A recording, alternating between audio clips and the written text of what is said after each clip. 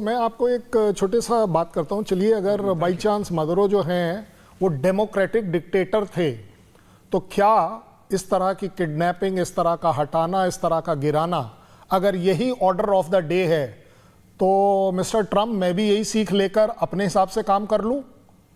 ये दुनिया को एक्सेप्ट होना चाहिए। और अगर यूनाइटेड नेशन अपने आप में इतना डिफंक्ट है, तो well, what am I scared of? I should also go along. मुझे जो बांग्लादेश में करना है वो मुझे करना चाहिए, क्योंकि मैं तो ह्यूमैनिटी के तौर पर करूंगा।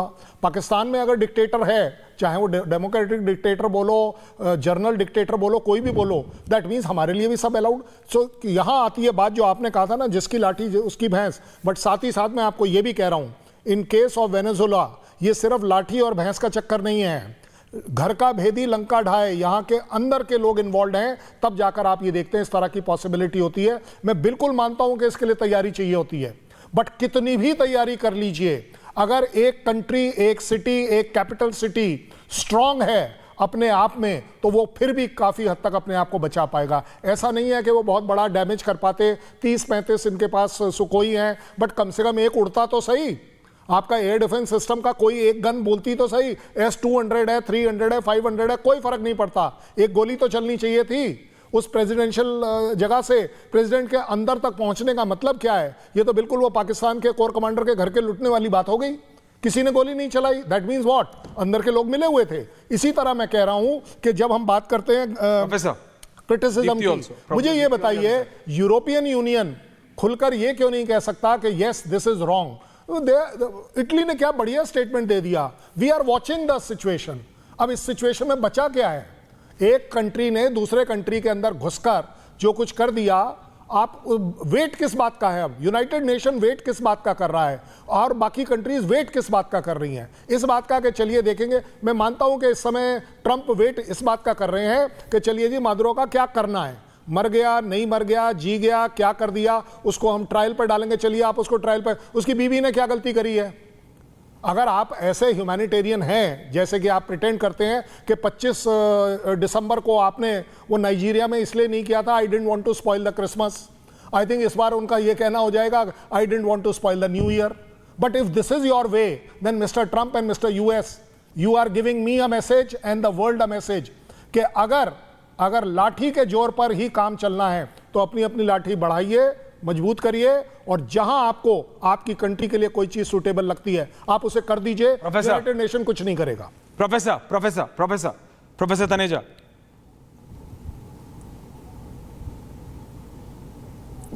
जी, मैं इसमें कर्नल शैलेंद्र सिंह से थोड़ा सा नहीं अग्री करूंगी कि सर, अगर सभी देश ऐसी ही गुंडागर्दी करने लग गए तो फिर तो हम वर्ल्ड वॉर की तरफ बढ़ रहे हैं ना, फिर तो वर्ल्ड की तबाही जो कहते हैं। देखिए, ऐसे नहीं काम चलता है। अमेरिका गुंडागर्दी कर रहा है, ये जग जाहिर बात है, ये सबको समझ में आ रही है। और वो क्यों कर रहा है? बार बार हम बात कर रहे हैं तेल की। आप अगर स्ट्रैटेजिक लोकेशंस देखें ऐश्वर्य, तो वहीं पर करता है अमेरिका, जहां या तो उसको तेल दिखता है, या जहां उसके आर्म्स बिकते हैं, या जहां उसको स्ट्रैटेजिक लोकेशन चाहिए।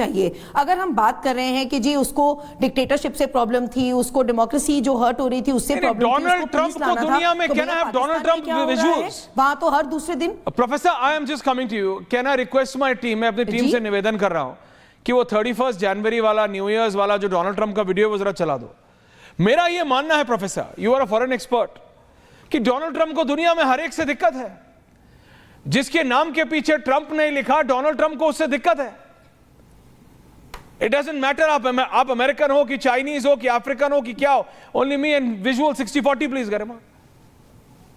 डोनाल्ड ट्रंप को दुनिया में हर एक व्यक्ति से दिक्कत है। यह मत सोचिएगा कि डोनाल्ड ट्रंप को मोदी से थोड़ी ज्यादा दिक्कत है क्योंकि पॉपुलर है इसलिए वो पाकिस्तान के पप्पू को साथ में रखता है, ऐसा नहीं है। उसको पाकिस्तान से भी प्रॉब्लम है, उसको यूरोप से भी प्रॉब्लम है, उसको कनाडा से भी प्रॉब्लम है, उसको साउथ अमेरिका से भी प्रॉब्लम है, उसको जेडी वैंस से भी प्रॉब्लम है, उसको कर्क से भी प्रॉब्लम थी। डोनाल्ड ट्रंप को दुनिया में हर उस व्यक्ति से प्रॉब्लम है जिसका लास्ट नेम ट्रंप नहीं है, क्योंकि वो जो कमाता है वो ट्रंप के पास नहीं आता, इसलिए ट्रंप को प्रॉब्लम है। Let's just put it as it is, brazenly बोल रहा हूं मैं आपको। डोनाल्ड ट्रंप को अगर किसी चीज से प्रॉब्लम है तो वो है कि कोई और एक दमड़ी भी कमाए नहीं, कोई और 1 रुपया भी कमाए नहीं, चाहे वो भारत हो, यूरोप हो, चाइना हो, रशिया हो, तो तौबा तौबा है। डोनाल्ड ट्रंप उस तरीके का आदमी है। हमको लगता था कि 25 निकल गया, worst has passed, but worst has not passed. इस आदमी ने जो 26 के तीसरे दिन किया है, general GD Bakshi, general Shankar Prasad sir, वो डरा रहा है कि ये आदमी अगले दिन में क्या करेगा। अगर ये इसने ईरान के साथ किया तो आधी दुनिया की 10 साल तक तो अमेरिका ने यही कह के नींद उड़ाए रखी कि ईरान के पास वेपन्स ऑफ मास डिस्ट्रक्शन हैं, जो कि उन्होंने इराक पे दावा किया था। सद्दाम हुसैन के पास निकला क्या? ठन गोपाल। निकला क्या? कुछ नहीं। अफगानिस्तान में क्या निकला? कुछ नहीं, नथिंग। ये अमेरिका करता है। मुझे कोई डाउट नहीं है कि वेनेजुएला के पास ड्रग्स वग्स निकलेगा कि नहीं, पता नहीं, क्योंकि साउथ अमेरिका का ड्रग्स के साथ इतना ज्यादा, जैसे कहते हैं ना, इतना ज्यादा गठजोड़ है कि मेरे को डाउट है कि नहीं होगा ड्रग्स। लेकिन ऐसे दिन दहाड़े घुस के किसी देश के राष्ट्रपति को उठा लेना, हम 2025 में कि 1825 में, हम 2026 में आ गए कि मतलब 1826 में। मेरे को डाउट हो रहा है व्हाट इज हैपनिंग। अगर ये इतना आसान है, जनरल शंकर प्रसाद कह रहे नहीं है, पर सर अगला कर दे रहा है, सर अगला कर रहा है, अगला कर दे रहा है। जस्ट इमेजिन, आप सारे लोग बैठे, अगर ये इसने ईरान के साथ किया तो खटिया खड़ी हो जाएगी। ये अगर इसने ईरान के साथ किया तो क्या होगा? If he does this with the supreme leader of Iran, Ayatollah, the Ayatollah Khomeini, then क्या होगा फिर? क्या होगा सर? मैं तो सोच के डर रहा। ये 2026 की शुरुआत में क्या जर्क्स दे रहा है ये आदमी।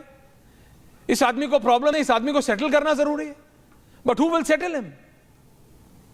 ये तो वेनेजुएला था, इसको ज्यादा शौक चढ़ गया सर। ये तो उस तरीके का आदमी है। You have seen his dealings, आप सबने एनालाइज किया होगा मेरे से बेहतर कि ये कैसे डील करता है। इसको किसी ने चढ़ा दिया, इसने बोला ठीक है अगला ईरान है, फिर हम सब क्या करेंगे? द होल वर्ल्ड, पूरी दुनिया उसके चपेटे में आ जाएगी। जनरल जीडी बख्शी सर, और फिर सबके पास आ रहा हूं एंडिंग कमेंट्स के लिए, short and crisp sir.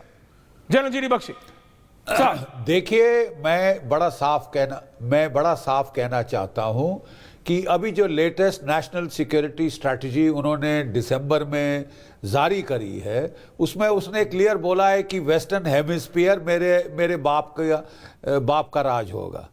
Munro doctrine वहाँ पे जो 18वीं सदी की है, हम फिर से लगाएंगे।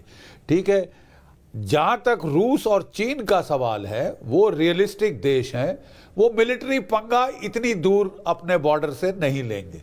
लेकिन क्या वो पलटवार यूरोप में रूस नहीं करेगा? क्या चीन ताइवान पे, साउथ चाइना सी में पलटवार नहीं करेगा? वो उसका बैकयार्ड है, वो उसका बैकयार्ड है। और जो वो ये उकसावा दे रहे हैं, ये मल्टीपोलर पावर इक्वेशन ठीक बनती दिख रही है। हर कोई अपना अपना बैकयार्ड चुन लेगा और बोलेगा जहां मेरी लाठी मेरी भैंस है, जो मुझे चाहिए मैं ले लूंगा।